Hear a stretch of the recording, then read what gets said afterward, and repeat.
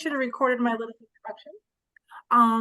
I will be monitoring the chat box throughout the session, and if you have a question, David has already advised me that he is okay with us interrupting him mid-presentation to answer those questions. So raise your hand, put it in the chat, unmute, whatever you prefer, and we will go from there. So David, I am turning it to you. Thank you. Good evening, everybody. As Patria introduced me, my name is David Kelly. I am the Disability Resource Coordinator for the Finger Lakes region, which covers Ontario, Seneca, Wayne, and Yates counties. A big portion of what I do is I do a lot of education around SSI and around employment and how those things affect each other. I do that with businesses and I do that with individuals as well. And I cover a huge array of topics of disability trainings over the course of a year. I apologize. My little one just fell off the bed and he's going to come to me crying. So I apologize. Come here, buddy. I apologize. 1 second. Come on. Mommy's in here. Come. No worries. I think we were fully prepared for the fact that little kids might interrupt. So I'm going to take the spotlight off for a second. Oh, I'm going to put you back on spotlight. I was going to do a commentary while you were gone. So here we go. You're back. That was quick. I apologize. So I want to thank you all for attending these sessions. It was nice of Patria to reach out to me and ask for partnership in this to present information that's very important for parents and for individuals who are dealing with the Social Security Administration and might not get all the information that they might need or need additional information of how does this look and what does my kid's future look like or what does my future look like. And my role specifically, I can give you those answers and we can point you in the right direction. So this is a 4-part series. The first series obviously being on SSI overview completely. So from what I understand, a lot of people participating here today do have children or some influence with the SSA system. So what I'll do is I'll pose a general question, and it's just as typical as, are we working with majority SSI or SSDI?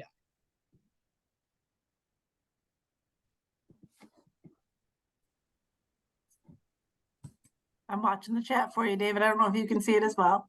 Yeah. So do people have questions about SSI or SSDI is what you're asking?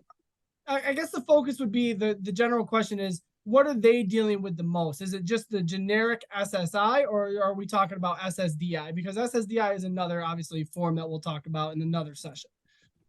SSI. Awesome.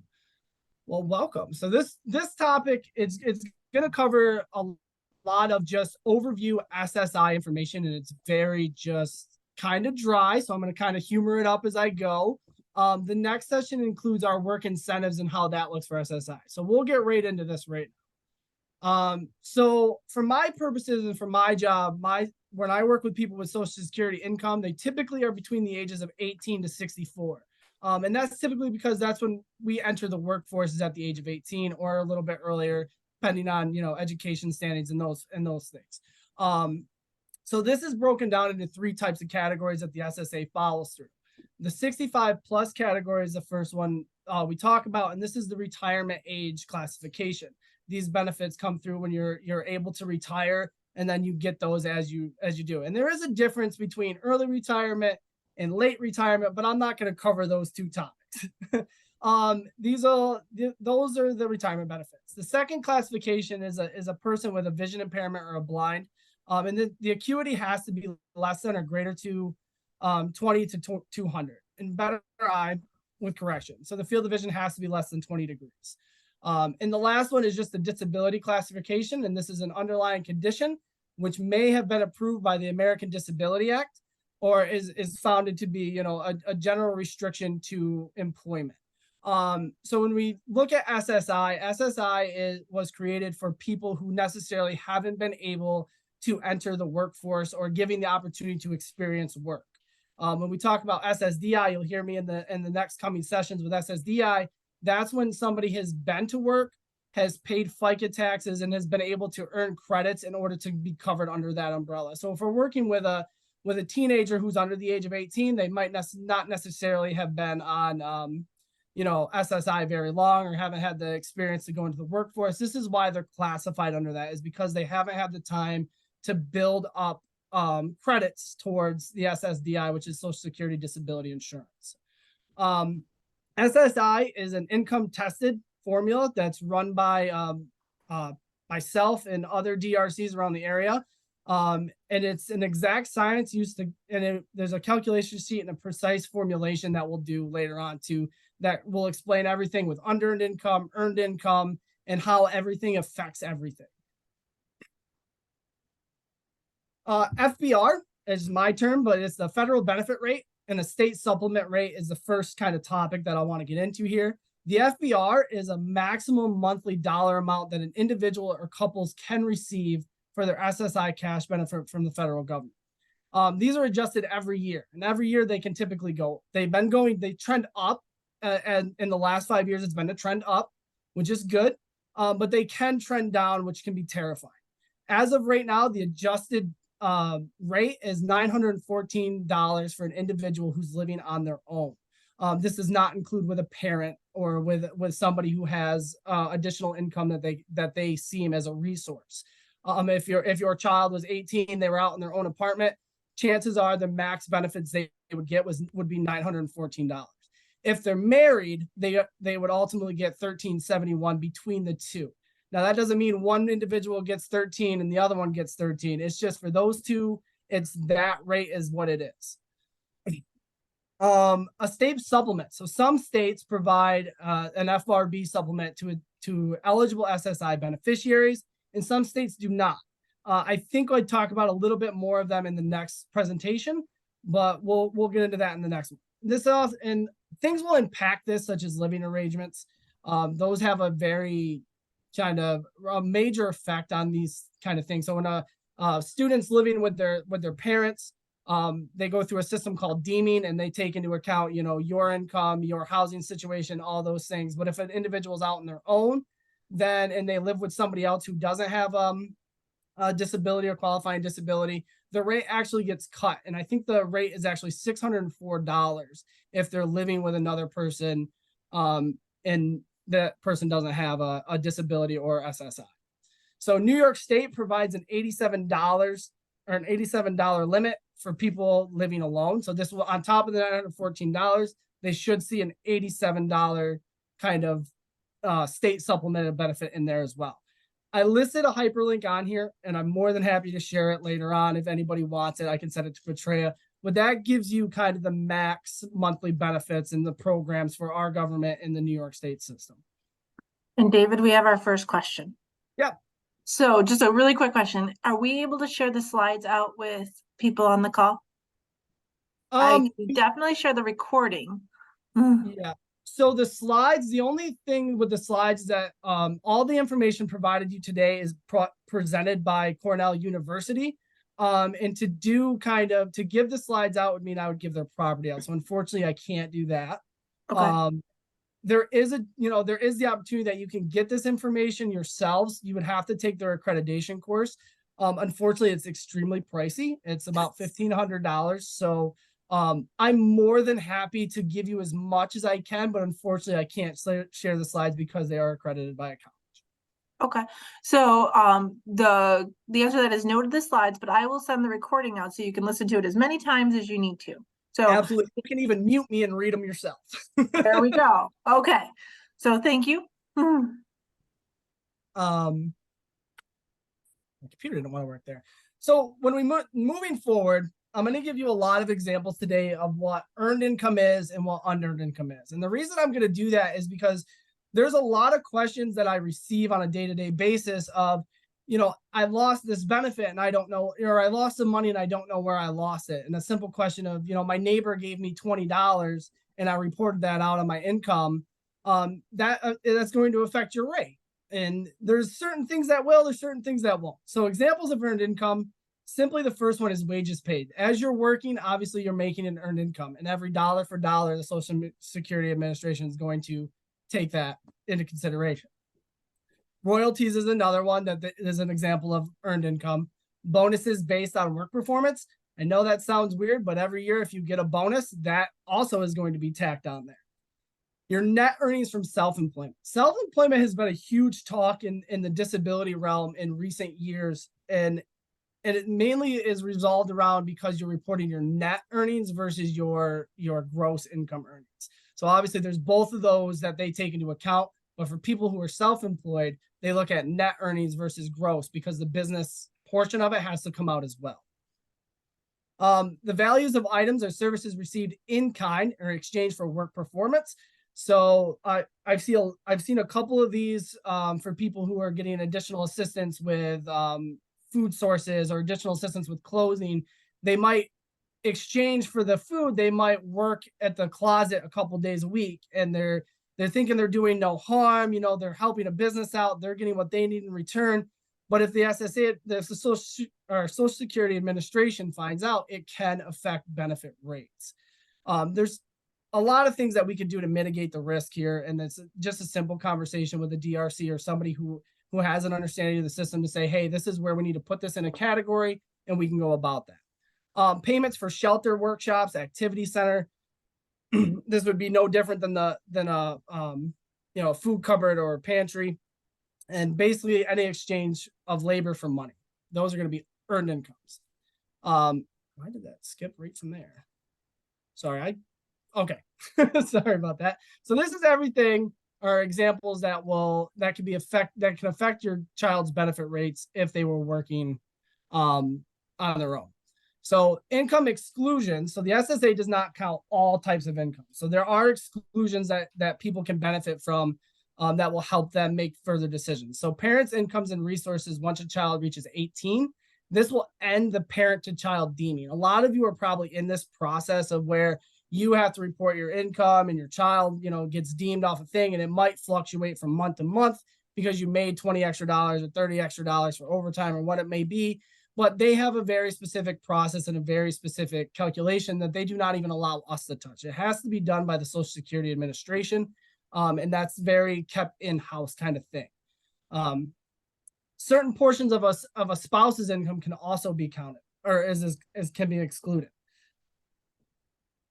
Infrequent and irregular income of not more than $60 a quarter. So this means if somebody's giving you $45 and quarters last 3 months, typically January to March is a quarter, April to I think June is another quarter. So if you're making below $60 a quarter of somebody giving you money infrequently, $20 for gas, $20 for extra groceries, as long as it stays under $60 a quarter, it's an exclusion. You don't have to report that out. You don't have to take the hit. Gifts or inheritance that will be used for school expenses within 9 months. Some of us on the call might be having children who are looking to go to college. Colleges are expensive. We got books. We have, backpacks, new things that they need that colleges that public schools would provide, but colleges don't. And so if your child receives a gift, grandma gives them $500, says this is for school books. As long as they use that within a 9-month period, it's an exclusion as well. These are things that are reported out to the SSA. It says, yes, we have $500. This is what it's going for. I have a 9-month window kind of thing. And as long as we're open communication with them often, so we're people, we make mistakes. And the Social Security Administration is no different. So they might take this information and be like, well, we didn't see this, and they might reduce your rate for a month. But then as long as you're communicating, hey, this is what it's for, typically it comes right back into cycle. Federal, state, and other income tax refunds. So a big push is for people who are on SSI or SSDI to file taxes annually. Even if you don't have children, and you're 18, you're working, file your income taxes because you are included in the earned income tax credit, and you should be able to apply for that. And there are tax professionals who can help individuals figure this out to make sure that they are. And this is in a protected window for about 12 months. So you're going to see, what it be, I think February, they start distributing taxes. From February to February, that money's protected. Obviously, you're going to report it out. The SSA is going to take that into consideration. But as long as that money is gone within 12 months, you should not be in concern of losing any benefit status. Continuing on, SNAP or RET subsidies. So any SNAP benefits, food stamps, HEAP, or Section 8 housing. These are all things. These are other services. These are not included. Child support intended for the beneficiary's children. So if you're receiving child support, that is an exclusion as well. So their benefits shouldn't be affected because you have child support. Grant scholarships, fellowships, especially when it comes to college, these are major important things for people who are furthering their education to get. These are also exclusions as well. Food and shelter provided in kind by a non-for-profit agency if the assistance is based on need and is certified by the state. Any benefits received as a participant in public housing programs, such as Section 8 as well, is an exclusion. Crime victim payments. So if you're receiving payments because you were a victim of a crime and a court deemed it that you were entitled to money, this is an exclusion. State annuity payments to blind, disabled, or aged veterans. So this is a retirement fund that people can get. Compensation to volunteers and national and community services, including AmeriCorps. Miscellaneous payments made to small groups. So this could be a donation, smaller funded items, and disaster unemployment from FEMA, Federal Emergency Management Agency. Obviously, in New York, we really don't have much natural disasters that happen in the Finger Lakes, but if we did and you had disaster unemployment from FEMA, it's protected. My next favorite one is unearned income. Unearned income is where people tend to get in the most trouble because it's the most misunderstood area. So unearned income can be anything. It's a huge umbrella, and I listed a bunch here, but it really can be a lot of things. So the first one is public payments such as SSDI, veterans benefits, or railroad retirement, workman's compensation, and unemployment compensation. If you are involved in any one of these, systems that I have listed above, these are the benefits you're pulling from. These all count as unearned income and can reduce your SSI payment. In-kind support. I'm sorry, my other two children are coming down the stairs. Sweetie, no, I'm still in a meeting. You need to go back upstairs, please. Please go back upstairs. I'm in a meeting. In-kind support and maintenance. Private pensions and annuities. Can you please, you guys really gotta go upstairs? I'm sorry, I'll be up in a minute. Go upstairs, please. Support and alimony, prizes and awards, dividends and interest, and basically any money provided with no labor attached to it. So again, if grandma gives $20 because we need gas in the gas tank, that's an unearned income because we didn't do anything for it, and that's it can reduce our rate. Unearned income continued with deeming. So there are 3 situations where income and resources of a person responsible for a beneficiary welfare are deemed. So this is from an ineligible spouse to an eligible spouse. So one person does not have a disability, one person does. That person's money is seen as a resource. An ineligible parent to an eligible parent. So if you're a parent who doesn't have a disability, but you have a child who is, they're going to deem your resources. From any ineligible sponsor to an eligible immigrant. This is due to immigrants come in from, asylum, immigrants migrate to our country.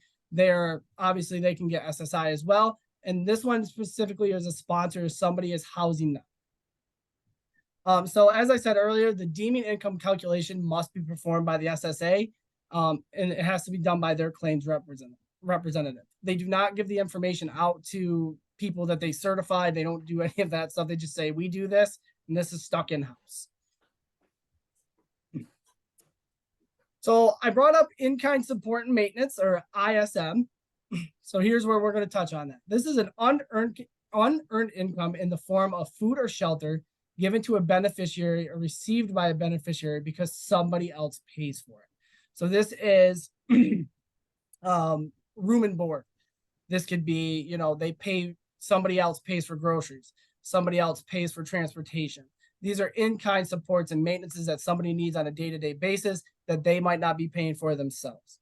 Full or partial payments for living expenses affects the beneficiary's SSI payment.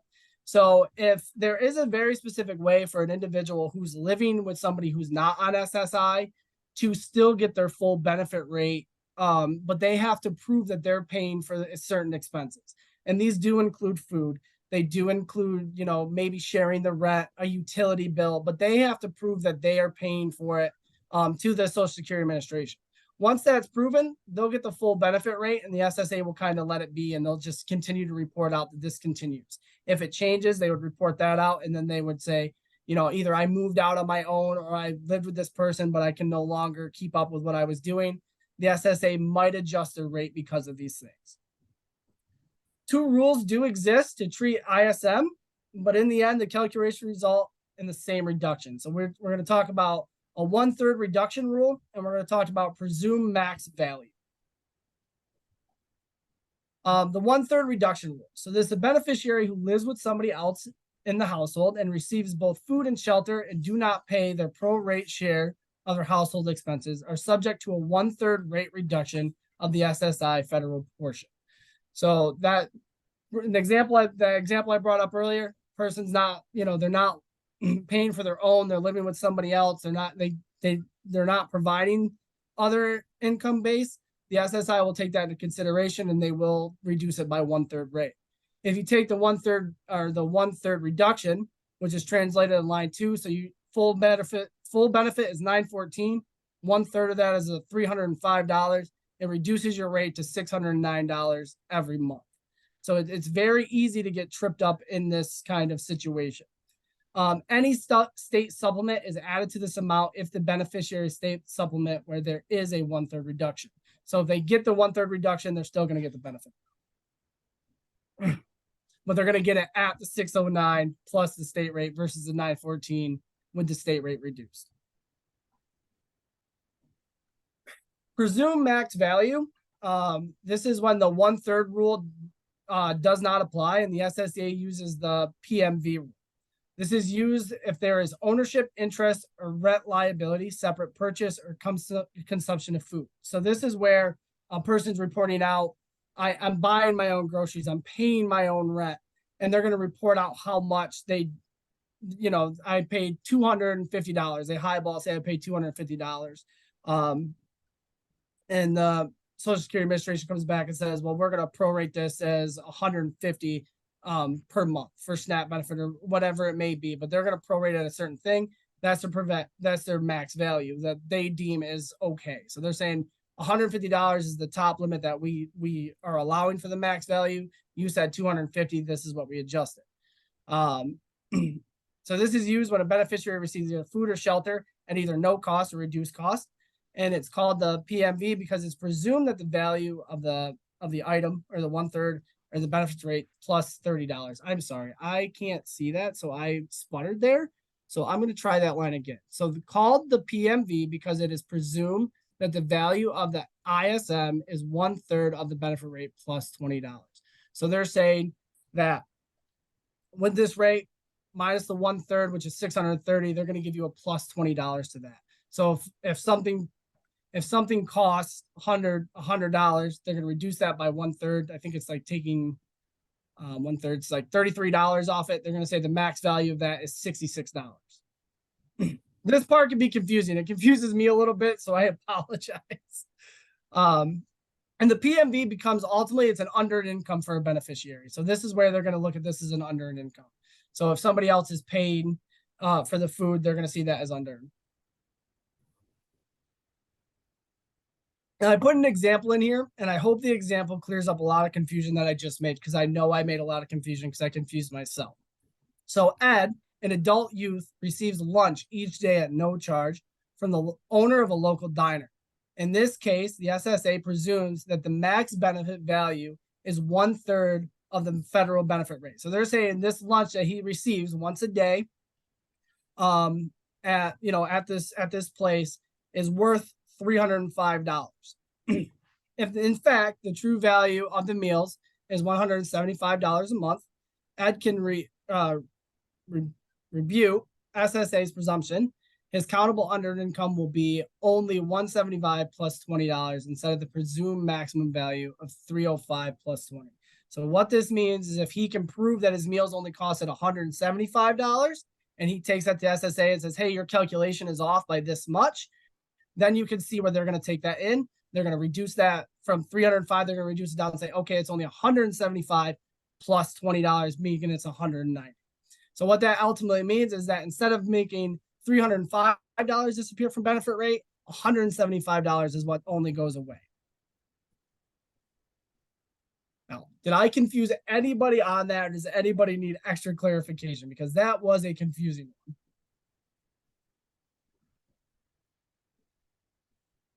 Okay. I'm checking the chat. I don't see anything yet.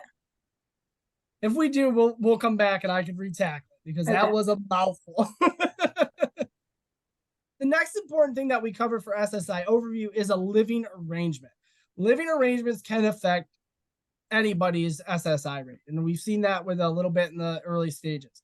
As noted earlier, living arrangements are an important aspect for determining eligibility and the amount of the SSI payment one may receive. Living arrangements impact both the maximum rate and the amount of state supplemental income that you can get as well. A household versus non-household primary living arrangement. So this is, they're either paying for their own household or they're not head of household and they might be contributing or they're not contributing. And you saw how those rates could be affected. Non-institutional care. So this person is not institutionalized for any reason. They just went in, they might just be living there as a support. Home ownership. So if they own their own home, their living arrangement straight up. There is a rental liability. So if they rent, that's also built in. Public assistant housing, separate purchases of food for oneself, sharing expenses, earned income sharing. This is room and board, or earned mark sharing. This is room and board kind of style. And initial determinations are subject to SSA's appeal process. So these are kind of the living arrangements that people can state. I do have renter liability. I separate my food, and they can prove all this to the SSA. But if the SSA at any point in time determines, hey, we found some misinformation, they could put it into an appeals process. So I tell everybody, if we're doing these, we make sure we have our ducks in a row, and we're, yes, this is where I live, this is who I live with, and we're make sure we're upfront and honest about it. So that way we're not losing benefits because of a review that happened or something that they found that they couldn't figure out. The next two slides are what a resource and I think it's a resource and an income. So income versus resources and what are the limits. So cash or other liquid assets or real or personal property that a beneficiary owns and can be converted to quick cash, which can be used to provide food or shelter. These typically include an extra car.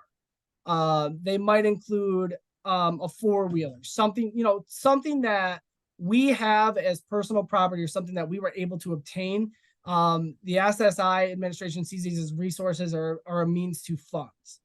A resource is counted or excluded as of the first moment of the month. So that just means you report out every month, and once you do, you report your income. That income is a resource. So that child may get $914. That $914 is a resource as of that first moment of that month. The resource limits are set by statute, and the resource limits are not subject to regular costs or living increases. So the current limit is $2,000 for an individual. That's as much money as an individual on SSI can hold in their bank account without being penalized. For an individual who's married, it's $3,000. Sir, I'm still in a meeting. You need to go back upstairs. Income versus resources continued. So an item received in a month is income. Unless spent, it becomes a resource to fund. I'm sorry, I had those backwards. Everything here was income. Everything on this next slide is resources. So what this means is resources will turn into the next month. So you'll have an income that you're reporting, and then the next month you'll have a resource. So an item received in a month, in the first of the month is an income. Unless spent, it becomes a resource the next month. So to clarify, the resource in the next month is, so any money you have left over becomes a resource in the next month. And you have to cap that at $2,000. Unless married, then you can cap it at $3,000. And you do have to spend that down. It's not like you can just kind of like borderline sit there. They do kind of monitor that and make sure people are spending down the money that they're receiving, because they can, if you save it for 3 months, it's a resource now, and they're going to tell you have For that, you'd have $2,700, and that's over their limit that they allow, and they would take away benefits until they see that decrease. Important notice. A report note, everything must be income before it can be a resource. So everything reported at first is an income. The next month it comes in, it's a resource if you have anything left. So what counts as a resource? Yes, take them, please. Anything a beneficiary owns that can be changed into cash and used for food or shelter. And these things include cash, bank accounts with obviously cash in them, stocks, half the amount of a joint owned account. So these are normally typically married accounts, couples accounts, whatever it may be. Land. So land being your if you have 15 acres, that's considered a resource. You can minimize land or reduce land and get money for it. Personal property, and then deemed resources of a spouse, parent, or spouse of an alien and a spouse's parent. And we're going to get a little bit more into this, I believe here. Yes, we are. So examples of, there are resource exclusions. So I gave you a broad kind of, hey, these are exclusions that these are resources that they count, but there are exclusions when we do talk about this.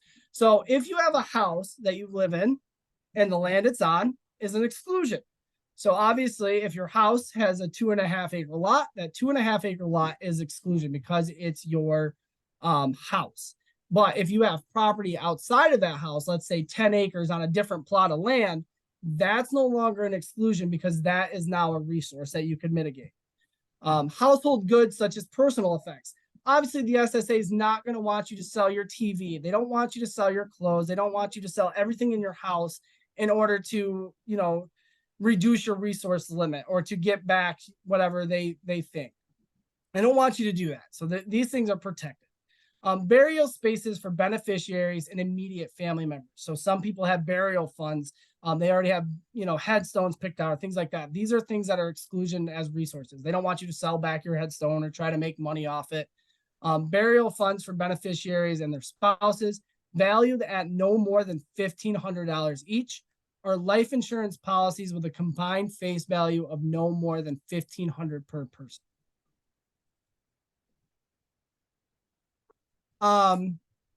So the next thing is a retroactive SSI or Title II checks for 9 months after receipt. This typically happens when an individual goes through that long, lengthy process of getting on benefits for the SSI. And then, you spend 6 months to 18 months doing this process of review of medical, all this extra stuff. And then they hit you with this big check. Bam, they hit you with it. And you're just like, woo, what am I doing with this? This is a resource exclusion for 9 months. That means you have 9 months to spend that money down to the resource limit, which is $2,000. Resources needed for an approved pass. We don't talk about pass this particular presentation. That's actually in the work incentives one. So right now, I don't want to dull into it too much. Money for school expenses. This is also not included for 9 months. So this will be things like books. They need whatever it may be for school. This money expense was set aside for them. This is excluded for 9 months. Property in a trust set up according to state law. SSI beneficiaries cannot have access to it. Earned income tax credits are excluded for 12 months. So like I said, file your taxes, get that tax credit at the end of the year. This is excluded for that 12-month period. And I don't want to give you a window, but I typically, if you're first of the year to the first of the year is normally the safer bet. But if they're not distributed until February or March, whatever it may be, it's safe to say that once it's distributed, you have 12 months from the time it hits your bank account to really spend that down. One automobile, regardless of value. If you have a 2-automobile home, they will deem that one automobile is sellable and can be used as a resource where the other one is not. And it does not matter the value of that vehicle. It could be a vehicle that's brand new, or it could be a vehicle that you've had for 10 to 15 years. It's your vehicle. The SSA is not going to make you get rid of it. And a big thing that we push as a disability resource coordinator and and a navigator and everything that they want to call me, ABLE accounts are a new a new, not very new, but they haven't been around very long. And this is a very good program that we're going to talk about later on in sessions that give you the ability to set money aside that's no longer a resource or a counted resource, but can be spent on pretty much anything. And when I say anything, it's a broad umbrella of better life scenarios that you can do for mental health, vacations, new furniture, new car, and able accounts are really stepping this up. And right now you can hold up to, I believe that amounts too much. I believe it's only $20,000 in New York State, but in different states you can hold up to $100,000 on these able accounts without being penalized on your Social Security income. I use this a lot, especially with parents who come to me and say, I have a child who, wants to do extra things, but we can't take on the extra resources because they're going to mitigate these benefits. I might lose them. Set up an able account. It is super simple. I definitely can send Petrea this information and share it with all of you beforehand, and you can take a look at it. These things are very good, and they're very beneficial for people who live on, who might live on the benefit rate and might have $50 extra a month, and they put this away, and over a course of time might have enough money to do things that they've never been able to do. It's a very good program, and it's a very good thing that this system has set up. In our next session, so this brings me towards the end. In our next session, right at the beginning, I'm going to give a scenario, and I didn't want to scare anybody with it, which is why I decided not to do it this scenario. But what you see up top is an SSI calculation worksheet. And as long as you're comfortable, and I would tell you, you do the math, you get the numbers, but you always have it reviewed by another person, especially when it comes to SSI.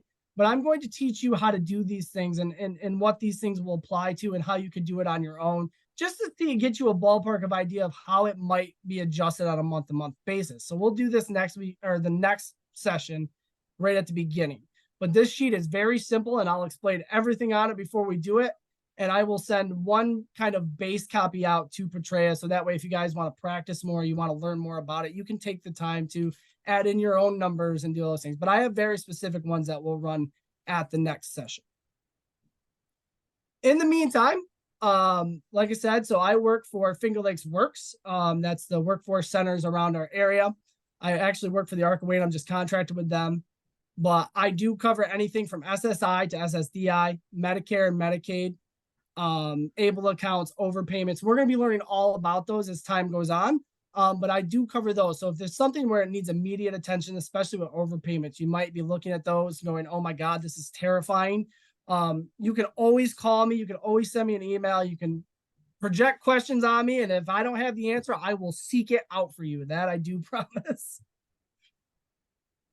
But other than that, I'll leave the floor open for questions. I haven't heard anybody's voices. I don't want to put anybody on the spot, but if y'all want to chime in with your voices, that's cool too.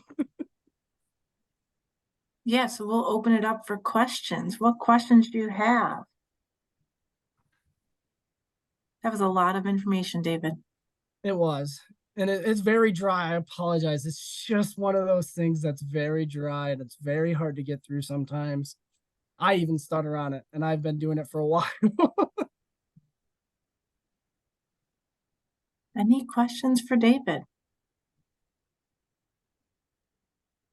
I'll give you a little. Oh, sorry. Go ahead. I actually have a question. So I've not heard of these able accounts before.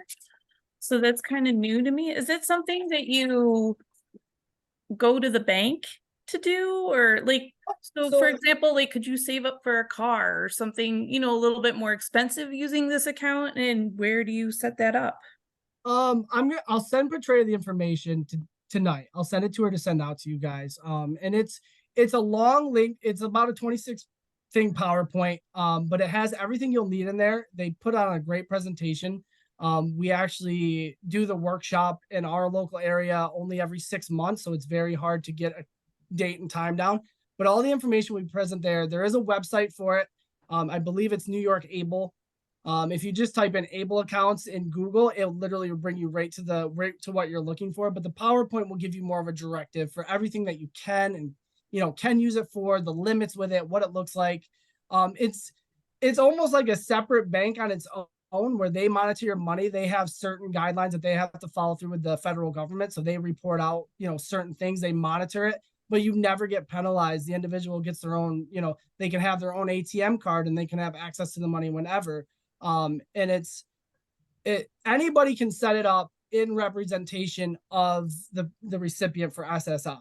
So a caseworker can do it, a parent can do it, a school social worker can do it. As long as you have the information, the application is very, very straightforward. And then the benefit of it too is that even if you have a strong support system, like you have tons of grandparents, tons of cousins, tons of aunts and uncles that want to help, they give you kind of a QR code that you can scan with your phone, and people can donate to your account at free will. So they can put $20 in there because you needed an extra pair of socks. You can do anything with it. And there's a broad section in there that just kind of lists out like everything it can be used for. And it's very broad. And they left it that way because they want people to achieve a better life status. And leaving that broad gave them the ability to tell the federal government, just because they went on, they had enough money to go on vacation to Hawaii. Well, that goes under mental health support. That goes under family time. It goes under a lot of umbrellas that are covered in a broad thing that they can't fight. Awesome. And I think we are going to be going over able accounts, ticket to work, overpayment, our last session in March. So, Yeah. but Yeah. Janelle, I'll send it out to everybody on the call so that you can check it out before then. And then if you want more details, you can join us for that. So oh, go ahead. Sorry. The other spin is I completely forgot about the ticket to work thing because I'm so hyper focused half the time. Ticket to work is a good process for an individual who wants to try workout for the first time, second time, third time. And it gives them the ability to stop those dreaded medical reviews where you have to continue to provide medical information on a 3, 5, 7-year basis, whatever it may be. It halts that and it gears goals towards employment. And as long as you're making some progress in it, you maintain that ticket, that ticket to work that they say it is, and you continue to get those benefits of not having to worry about being reviewed, and you can make progress towards your be it part-time, full-time. And the Finger Lakes work. So we are an employment network. So we do take on tickets to work as well. So if your child has that and they want to explore it, they can explore it with us, Access VR, a lot of, they just have to be under an employment network. Sorry about that. I didn't mean to cut you off. No, I was just going to say, is there any other questions? And David, if someone has not applied for SSI or SSDI yet, can you assist them with that application? So we had a revision to our policies that no longer allow us to do the application. We know how to do the application. We know necessarily what's going to be requested. It's pretty, and I don't, it's a long process, and it can be a drawn out process. It can be, exhausting. I always tell people to seek legal assistance for it. If you can get an attorney on your side, they're the best route to get, because they're going to take everything that the SSA might throw at them, and they're going to be able to retort it, and they're going to be able to deal with it. There are service providers out there that do provide them. The Finger Lakes region, unfortunately, has a very small pool. And I'm still trying to pull those resources towards my system as well. Okay, thank you. And I didn't check the chat to see if there was any questions. Any other questions? I'm going to just look up when our next date is, because I want to make sure I tell everybody that. I meant to look that up when you were talking and I did not. So give me 30 seconds and I will pull that up.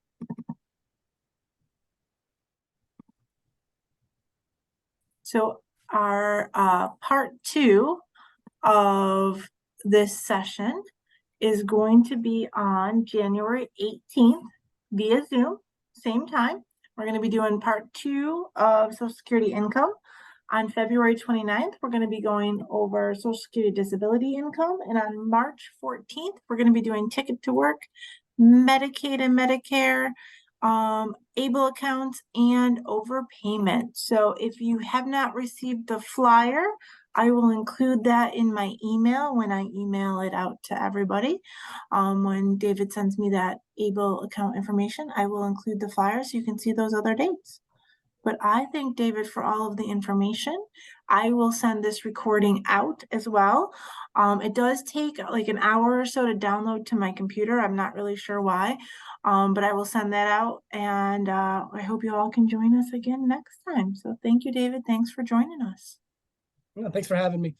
No problem. Thank you, Brenda. Glad you could join us.